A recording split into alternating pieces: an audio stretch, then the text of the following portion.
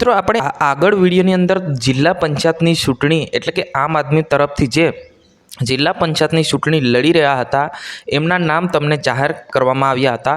હવે આપણે જાણીશું નસવાડી તાલુકા પંચાયતની આમ આદમી પાર્ટી તરફથી જે ઉમેદવાર ઊભા રહેવાના છે, ચૂંટણી લડવાના છે, એમના નામ આપણે આ વિડીયોની અંદર જાણીશું। નમસ્કાર મિત્રો, વિડીયોમાં તમારું સ્વાગત છે। વિડીયોને અંત સુધી જોતો ને આપણી ચેનલ પર નવા હો તો ચેનલને સબસ્ક્રાઈબ કરીને લાઇક કરી નાખજો।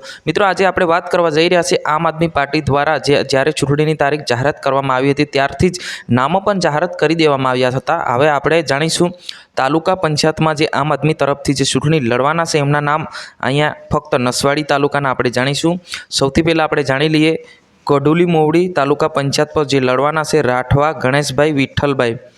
એના પછી આવે છે કુકુડદા તાલુકા પંચાયત પર લડવાના છે ડુબીલ સુનીતાબેન રીમજીભાઈ।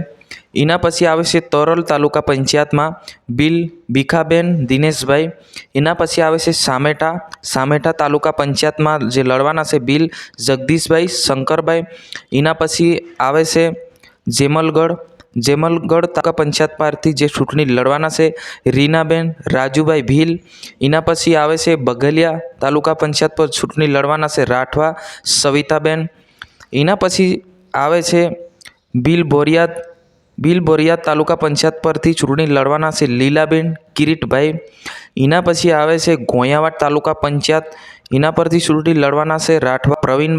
એના પછી આવે છે સાકળ તાલુકા પંચાયતમાંથી જે લડવાના છે બારોટ અભયસિંહભાઈ ગુલસિંહભાઈ। આ જે ફક્ત તમને નામ આપવામાં આવ્યા છે એ આમ આદમી પાર્ટી દ્વારા ઉમેદવાર જે રીતના રાખવામાં આવ્યા છે આ તાલુકા પંચાયતની ચૂંટણી લડવાના છે। ફક્ત અને ફક્ત જે નામ તમને જાહેરાત કરવામાં આવ્યા છે વિડીયોની અંદર એ નસવાડી તાલુકાની વાત આપણે કરી છે। જ્યાં મિત્રો હવે આગલી વિડીયોની અંદર આપણે જાણીશું કવાંટ તાલુકાની અંદર જે આમ આદમી પાર્ટી તરફથી જે ચૂંટણી લડવાના છે એમના નામ આપણે જાણીશું। આજની વિડીયોની અંદર બસ આટલું જ। જય હિન્દ, વંદે માતરમ।